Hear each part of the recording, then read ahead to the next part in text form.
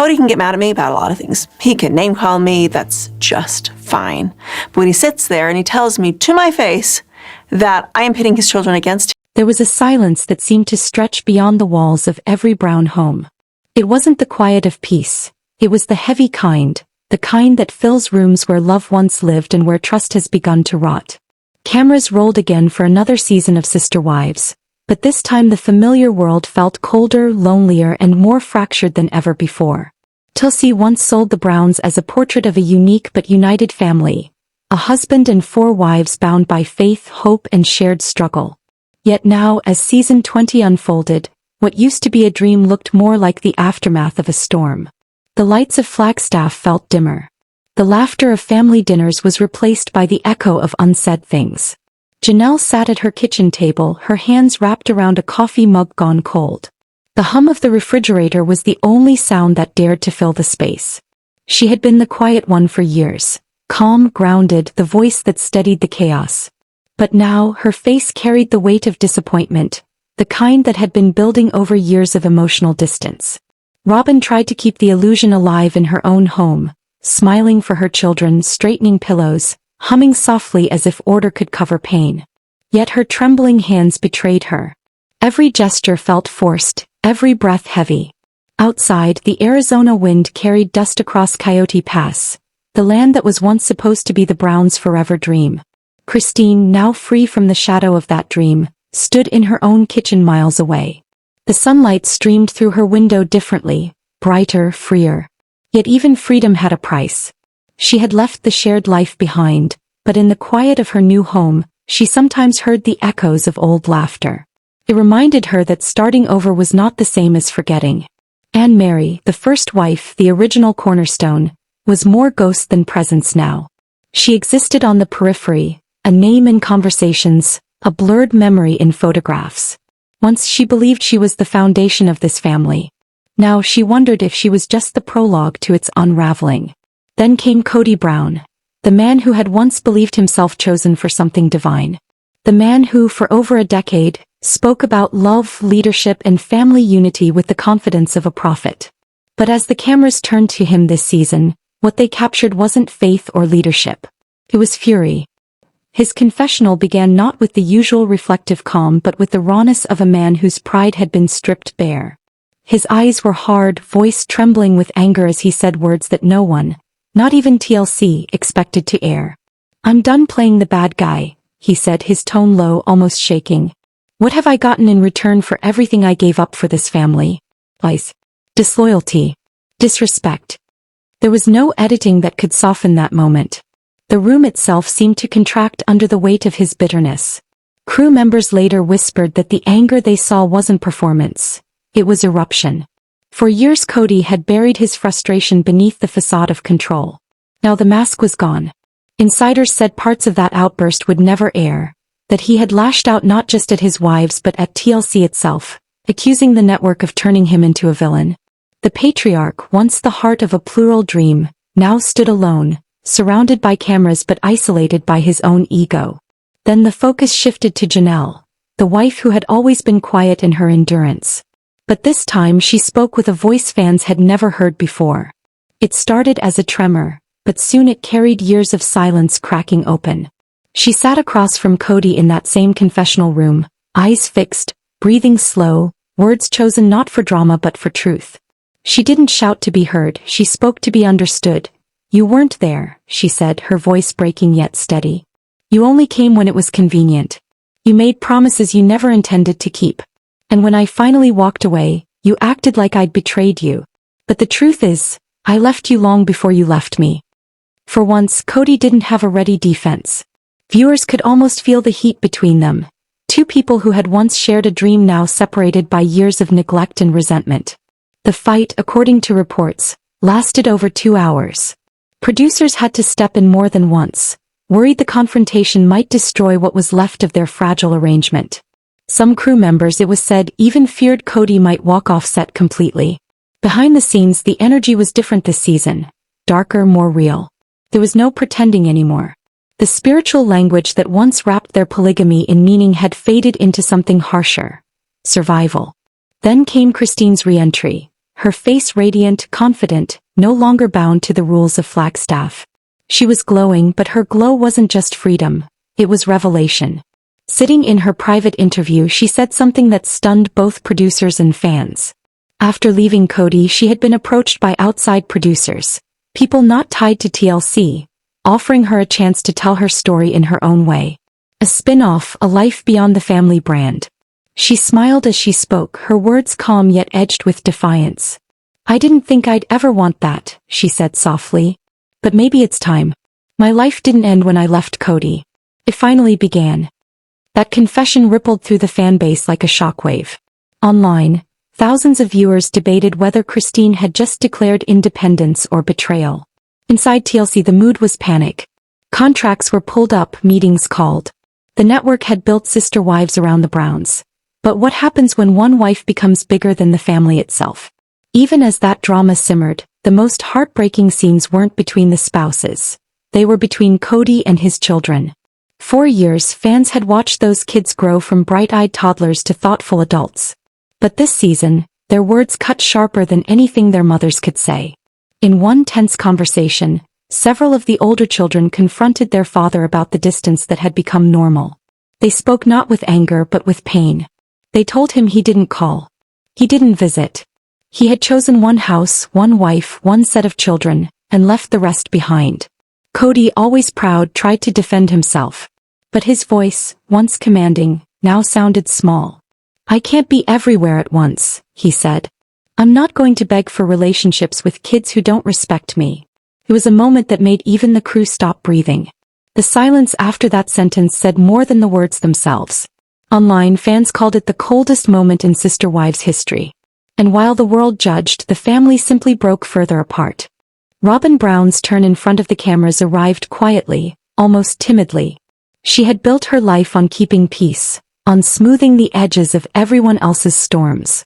But even the peacemaker breaks when the noise grows too loud.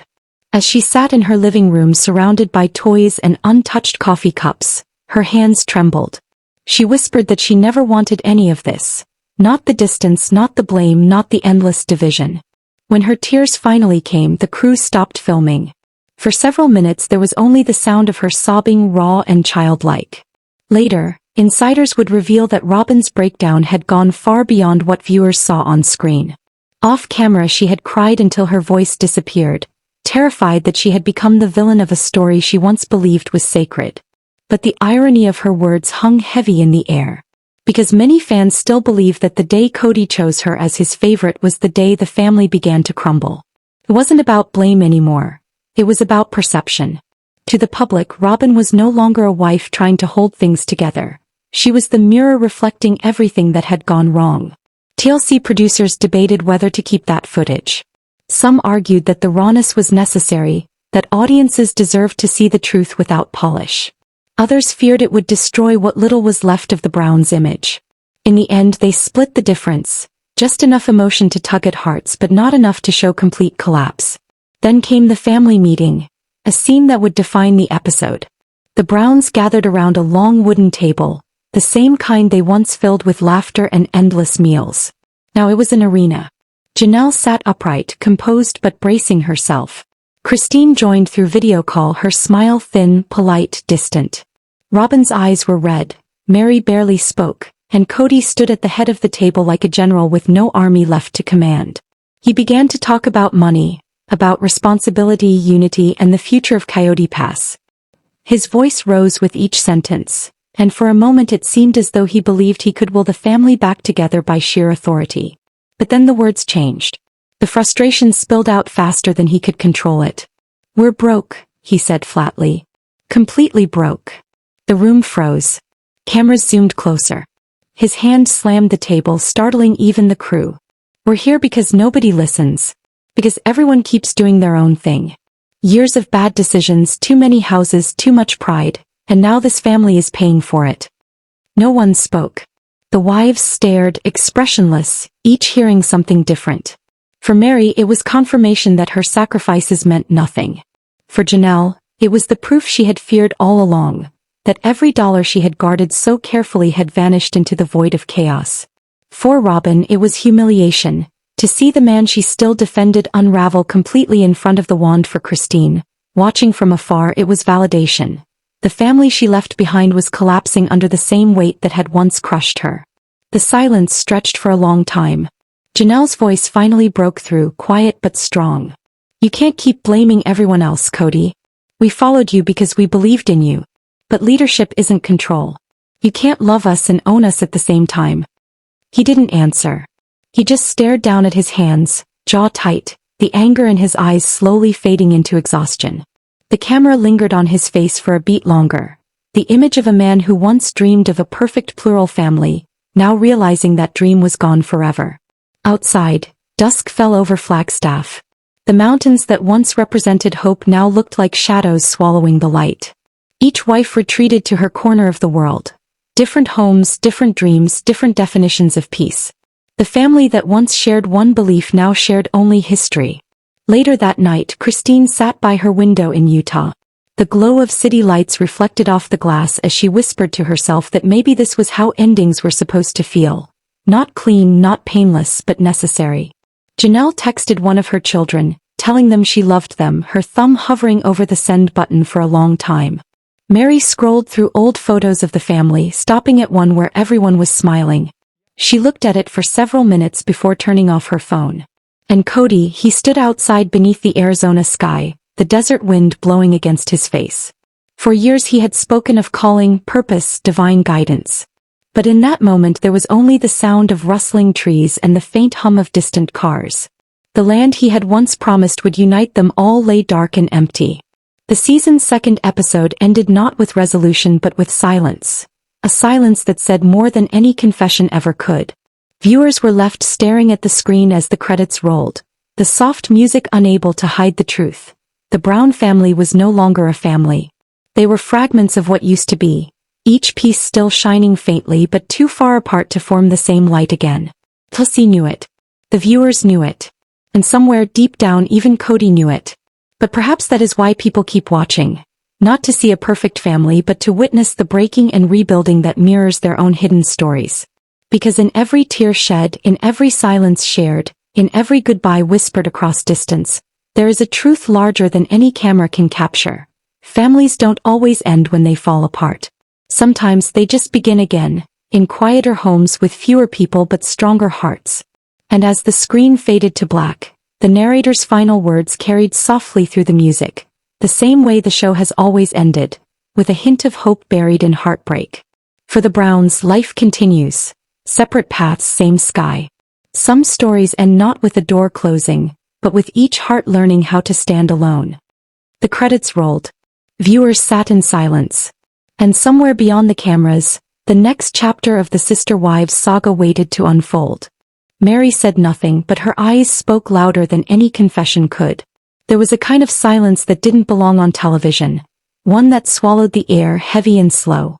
Robyn appeared pale, clutching the edge of the table like she was trying not to faint. The cameras kept rolling but even the crew hesitated. You could sense it, the moment when entertainment turned into something raw and unfiltered. And then came the whisper. What TLC didn't reveal, what insiders called the real bombshell, was far darker than what played out on screen. Behind that carefully edited chaos, another story was unfolding. One that hinted at betrayal not just of love, but of trust, loyalty and money. Rumors swirled that Kody had been quietly transferring funds into a private venture connected to Robyn's family. It wasn't a simple investment. It was a secret operation that allegedly drained the joint accounts, money that belonged to all of the wives. When word of it reached them, shock turned to fury. It wasn't just financial, it was personal. The wives had built their lives around shared trust, shared struggle and shared sacrifice. Now that bond had been shattered. If confirmed, it could ignite more than resentment. It could spark legal war. For years, the Browns had fought for recognition, for unity, for a family image they could sell to the world. But now, this revelation threatened to burn down what little was left. The episode ended with Kody storming out of the meeting, his voice echoing down the hall, his words drowned in his own anger. The wives sat there frozen, left with nothing but the ringing silence of what had just happened. The screen faded to black. But what viewers didn't hear were the murmurs that kept echoing off camera. The whispers among crew members. The quiet calls between producers. The realization that the show had just crossed into territory that even TLC wasn't sure it could air. Some insiders said the network intentionally cut out footage, scenes so volatile that airing them might have permanently destroyed the Browns' reputation. Others argued that TLC was saving the chaos, holding the most shocking content for later episodes, playing the long game to keep fans hooked. Either way, one truth remained clear. Episode 2 wasn't another family disagreement. It was the spark that ignited a full-blown collapse, one that would define not just season 20 but the entire Sister Wives legacy. The fallout was instant. Social media exploded overnight. Fans debated, analyzed, and rewatched scenes frame by frame. Who was lying? Who knew the truth? But what the audience didn't see was what happened after Kody left that table. The cameras stayed on. The silence stretched until it broke. Robyn's shoulders shook first. She wasn't just crying, she was unraveling. Her sobs were quiet at first, then sudden and sharp. "I never wanted this," she said through tears, her voice breaking into fragments. Janelle sat perfectly still, her eyes cold and unreadable. The kind of calm that hides an earthquake. Christine leaned back in her chair, half amused, half done. She'd seen this coming long before anyone else would admit it. And Meri was there, but it was as if she wasn't. The woman who had once stood beside Kody as his first wife looked like a ghost of that person, present but faded out of the picture. Then the floodgates opened. Janelle slammed her hand on the table, her composure cracking for the first time in years. "He says we're the reason we're broke?" she snapped. "No, Kody, you are. You're the one who poured hundreds of thousands into Coyote Pass. You wanted 4 separate houses for separate dreams and we followed you. You made every choice without asking us. And now we're broke and somehow it's our fault?" Her voice grew louder with each word. Even Christine blinked, caught off guard by the ferocity in Janelle's tone. The calm, practical wife was gone. What sat there now was a woman who had been holding it all in for too long. This was the side of Janelle the audience had never truly seen. The one who'd smiled through pain, who'd stayed quiet when she wanted to scream. The betrayal had been brewing for years, but this moment was the breaking point. Off-camera sources later revealed that Janelle's rage was even worse when the cameras stopped. That she'd threatened to seek legal action, her first step toward total independence from Kody's financial control. It wasn't just talk this time. It was the sound of a woman reclaiming her voice. Christine finally spoke, her voice low, almost cutting through the heavy air. "He's been blaming everyone but himself since day one," she said softly. "But this is his pattern. He breaks something then acts like the victim." Robyn flinched at the words, her tears mixing with anger. "You don't understand. He's trying, he's doing what he can to hold this family together." Christine turned toward her, her eyes narrowing. "Is he though? Or is he just trying to hold you together, Robyn?" The tension could have shattered glass. Robyn opened her mouth but said nothing. She'd always been seen as the peacekeeper, or depending on who you asked, the trigger. But in that moment even she looked unsure. TLC's cameras caught fragments but not the full scope. The argument stretched for hours. Crew members whispered that at one point, filming nearly stopped completely because producers feared someone would walk off for good. That night the wives left one by one. Christine was the first to stand, brushing past Robyn without a glance. "I'm glad I left when I did," she muttered. Meri followed quietly. Janelle lingered, staring at the empty seat where Kody had sat. It wasn't just absence, it was finality. By the next morning the Brown homes were quiet, eerily so. No shared breakfasts. No texts. Just silence.